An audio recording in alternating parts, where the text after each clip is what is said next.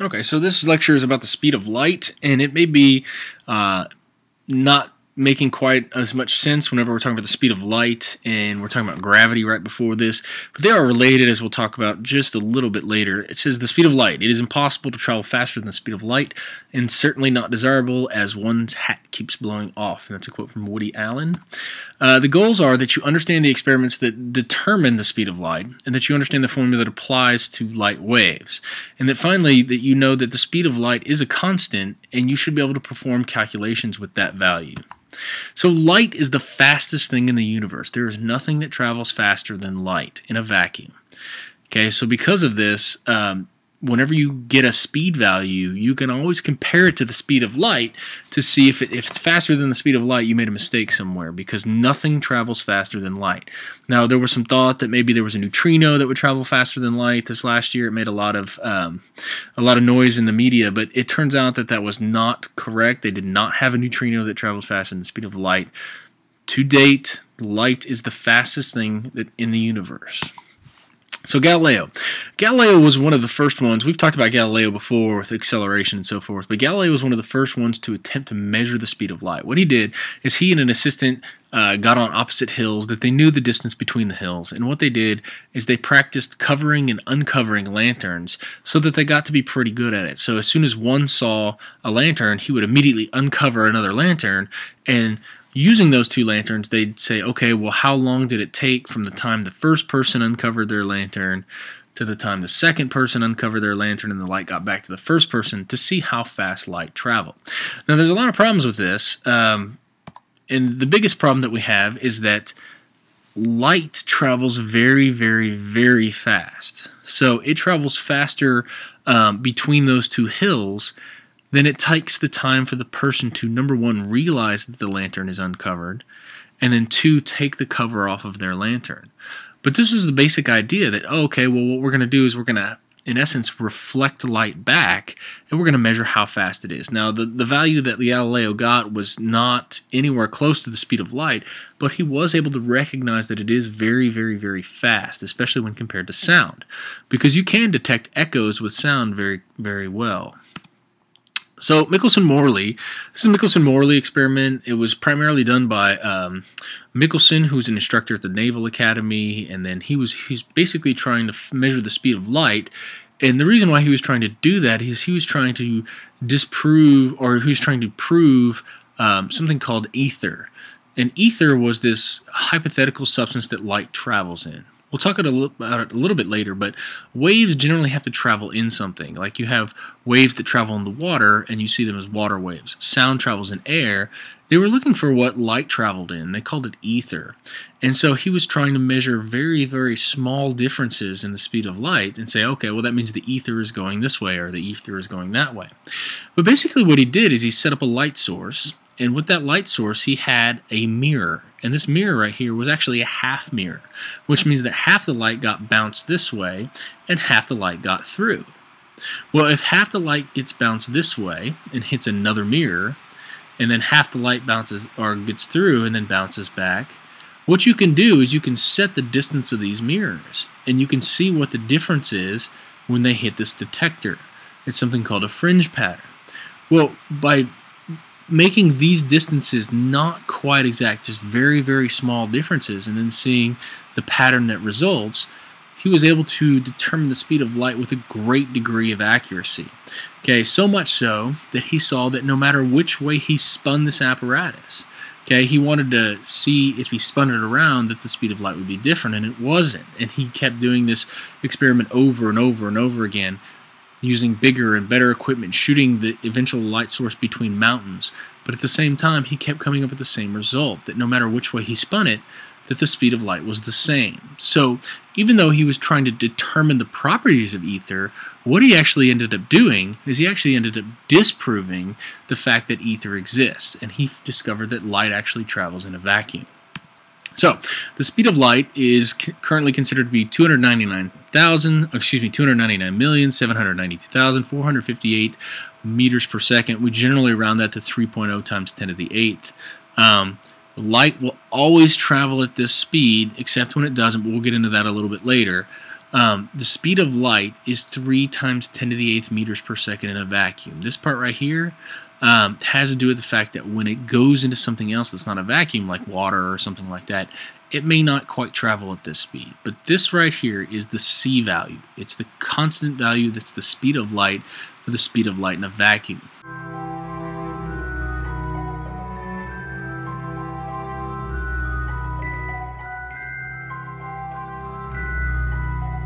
Alright, this is our first speed of light question. It says, if the sun were to explode, how many minutes would we have to wait before finding out? So, for some reason, a lot of people think, hey, if the sun were to explode, we'd have some sort of satellites or some sort of warning. It turns out that's not the case, because nothing can travel faster than light. Not radio waves, no satellites, in order, it just wouldn't work. So, if the sun were to explode, we'd say, okay, here is the sun, here is Earth. There's a certain amount of distance that the light has to travel. Okay, nothing can travel faster than light, not gravity, not anything. So the first indication you would have is actually seeing the sun explode. So we know that the distance between those two is 1.5 times 10 to the 11th meters. Okay, and we are trying to figure out what kind of time frame we have. Now it does specifically ask for minutes, which is something that we're not quite used to. We usually answer time in seconds. So we do need to know, we're going to go ahead and put a little star right here and say, convert to minutes. Okay, because it's not our standard unit. We're usually used to dealing with seconds. So let's go ahead and make sure that we write that down as a note to ourselves as we work the problem. So we know that light travels at a constant speed, and so we know that the only formula we can use is V equals d over t. Now sometimes, depending on the book, this V term can be replaced with a C. Now the reason why they replace it with a C is C actually stands for the speed of light. You should know that the speed of light is 3 times 10 to the 8th meters per second. That's something that you should memorize just so you can compare it to other values. It is on your formula chart, so if you forget it, it's there for as a reference, but it's something that you need to know. You know that the distance between the two is 1.5 times 10 to the 11th meters. One of the things when we're dealing with light is we tend to be dealing with things that are very, very, very large or very, very, very small, as you'll see. So we know we're trying to solve for time. We have C equals D over T. We're going to algebraically rearrange. We're going to switch those two. And when we do that, we get time is equal to distance divided by the speed of light. Or in our case, it's going to be 1.5 times 10 to the 11th divided by 3 times 10 to the 8th. So when we enter that into our calculator, we get 500 seconds. So we look at our note that we wrote to ourselves. This is convert to minutes. We know that we need to change this value. How you convert from seconds to minutes. There's 60 seconds in 1 minute. So when we do that, we divide by 60, and we get about 8.3 minutes. Now that time does vary because Earth is not actually in a circular orbit, it's actually in an elliptical orbit. So there are some times when it'll be shorter and sometimes it'll be longer, but it tends to be somewhere between 8 and 8.5 minutes of time we would have to wait to realize that the sun had exploded.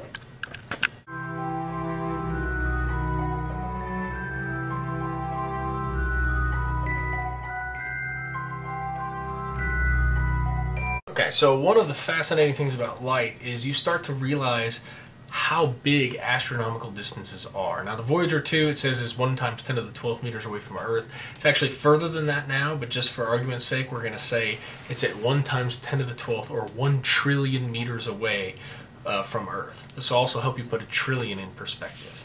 So we have Earth, and we have Voyager, that is 1 times 10 to the 12th meters away from Earth. Now, just to remember, the sun is even actually further away from that. So Voyager is getting very, very far, close to the edge of the solar system. And we want to know how long it will take for Voyager to send a signal so that that signal actually reaches Earth. We're still in communication with Voyager 2. It still sends us some information on what it finds out past the orbits of Pluto and so forth. So we want to know how long or what time it will take. We know that the signal that it would send would be a radio wave, but radio waves are actually traveling at the speed of light. So we can still use our formula c equals d over t. We do know that the speed of light is 3 times 10 to the 8th. We know that the distance is 1 times 10 to the 12th, or 1 trillion meters away. So remember, we're talking about if it's 1 trillion meters away, how long is it going to take for light to travel? And remember, light's the fastest thing in the universe. So we would say c equals d over t, or algebraically rearranged, it'd be t equals d over c, or 1 times 10 to the 12th divided by 3 times 10 to the 8th. When you enter it in your calculator, 1 times 10 to the 12th divided by 3 times 10 to the 8th. That becomes 333.33 seconds. That is very, very close to that, which is 1 hour. So right now, whenever you have something that's about the orbit of Pluto, it actually takes about an hour for light to travel that far, and that's the fastest thing. That's our best method of communication.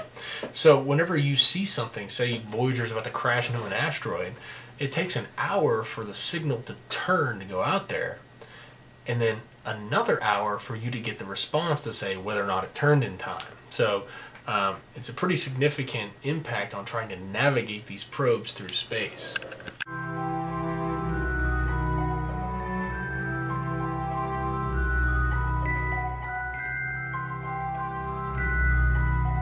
So in 1936, the first television signal left Earth, and that would have been the opening of the 1936 Munich Games by Adolf Hitler.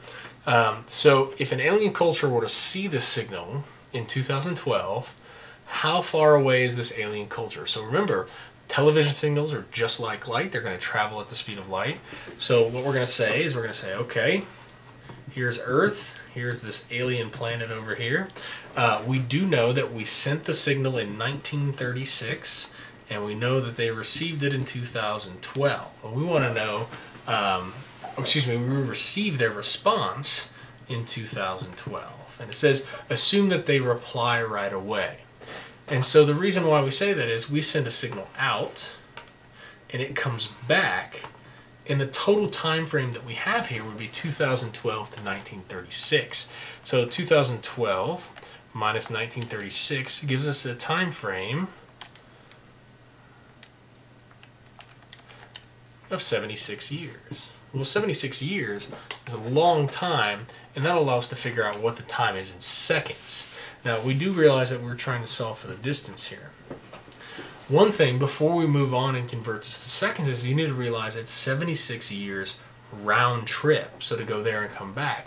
So the total distance just there is only involved in not 76 years, but divided by 2, because it takes half the time to get there and half the time to get back. So my time is actually going to end up being 38 years. Or, now we convert that to seconds. We say, all right, 38 years, 1 year has 365.25 days, 1 day has 24 hours, and 1 hour has 3,600 seconds. So, when we multiply all that out, we get 38. We get a very large number of the time in seconds would be 1199188800, or about 1.2 trillion seconds. Now, remember, television signals move at the speed of light, so we have the formula c equals d over t.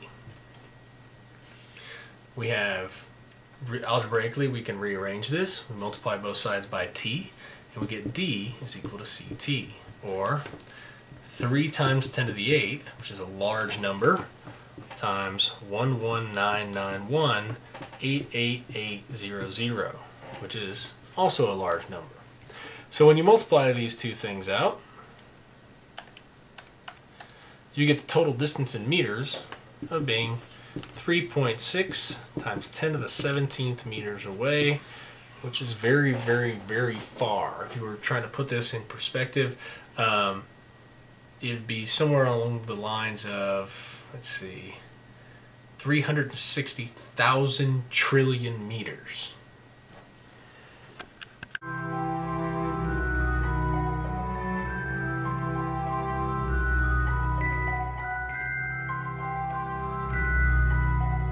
Okay, so astronomy has often said that when you look at the sky, you're actually looking back in time.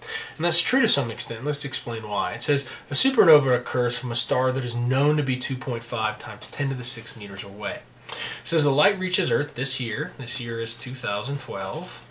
Okay, so what year did the supernova occur? So whenever we look at it, we say, okay, here's the supernova. Here's Earth. They are known to be 2.5 times 10 to the 16th meters away. Well, we can actually figure out how long or the time that it took for the light to travel. And we can work our way backwards from there. So really what we're trying to solve for is the time. C equals D over T. C is 3 times 10 to the 8th. Now, a lot of people get confused on this and they say, well, do I have to cut the time in half or cut the distance in half or anything like that? No, this is a straight trip from the supernova to the Earth, not a return signal. So now we have the distance is known to be 2.5 times 10 to the 16th meters. And now we can rearrange. The rearranged version of this would be T is equal to D over C, or 2.5 times 10 to the 16th. Divided by 3 times 10 to the 8th. Okay, and when we do that, we could get 2.5 E16 divided by 3 E8.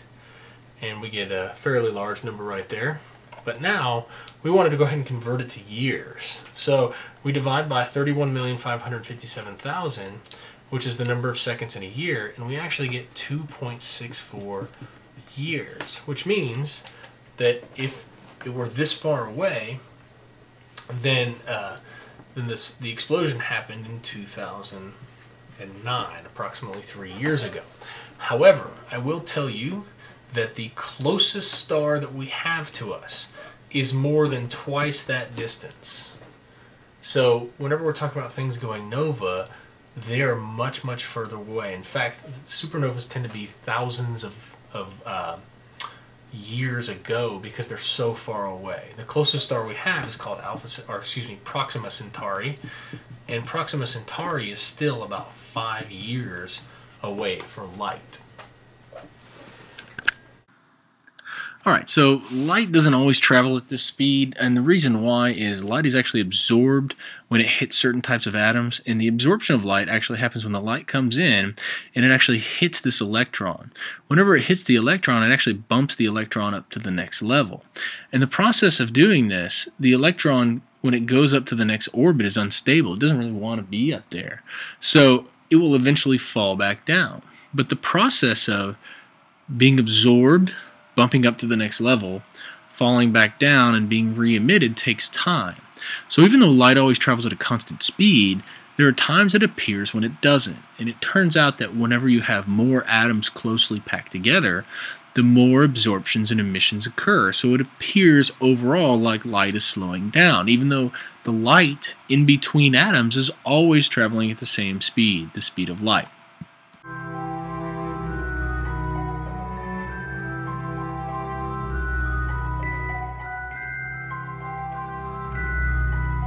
Alright, this question says a light pulse travels with a net velocity of 2 times 10 to the 8th meters per second over a 1 meter distance. So we have a 1 meter distance right here. And we do know that the light travels with a net velocity of 2 times 10 to the 8th meters per second. So what we want to do there is we want to figure out the time that it takes for this pulse to travel.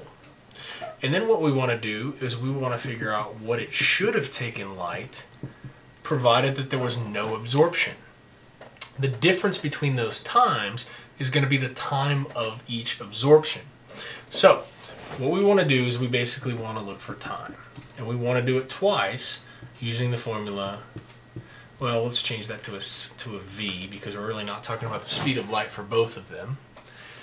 Okay, the given information we have two velocities. We have 2 times 10 to the 8th, and we have 3 times 10 to the 8th. The distance is the same, it's 1 meter, and we are trying to solve for the time. So we're going to do two separate calculations. The first one, 1 divided by 2 times 10 to the 8th. The other one, 1 divided by 3 times 10 to the 8th. When you do this calculation, you get very, very, very small numbers. So 1 divided by 2, E8. You get 5 times 10 to the negative 9th. And when you do it 1 divided by 3, E8, you get 3.33 times 10 to the 9th. Now remember, this is how long it should take light if there are no absorptions or emissions. This is how long it did take. So when you subtract those two, what you get is the time of absorption. And let's see. Insert minus. Okay. So the time of absorption ends up being 1.67 times 10 to the minus 9th. And you can actually, this can go 1.6666 and so on. So this is the time difference. This is the time that the light slows down due to absorption. Now, if you look at the original question, it says that each absorption takes 1 times 10 to the minus 11th seconds.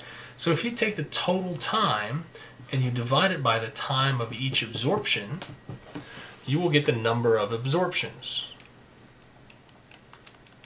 which in our case is 167 absorptions, which is pretty significant for 1 meter. So you should understand that experiments determine the speed of light. It started with Galileo, went to Michelson-Morley. They do periodic checks on the speed of light just to make sure that it is still the same value, and they try and test it for even more accuracy. But you should also understand the formula that applies to the speed of light, and that is we use the constant formula V equals d over t. So because the speed of light is a constant, that means the light does not accelerate, it does not decelerate, it does not speed up, slow down, it doesn't do any of that stuff. So because of that, we use the constant velocity formula, which is V equals d over t. Finally, you should understand that the speed of light is a constant, and you should commit that value to memory. I know it'll be on the chart, but you should know that the speed of light is 3 times 10 to the 8th, and here's why. If you ever have a problem that just says, hey, you have to use the speed of light, you can look it up. But in the rest of your calculations that you do, if you haven't committed that value to memory, let's say you do math on something else and you found out that a car is going 4.5 times 10 to the 8th meters per second. Well, if you have that speed of light in mind, you say, wait, that's faster than the speed of light. You know you made a mistake somewhere. So it's very important that you commit that value to memory so you can use it in other situations.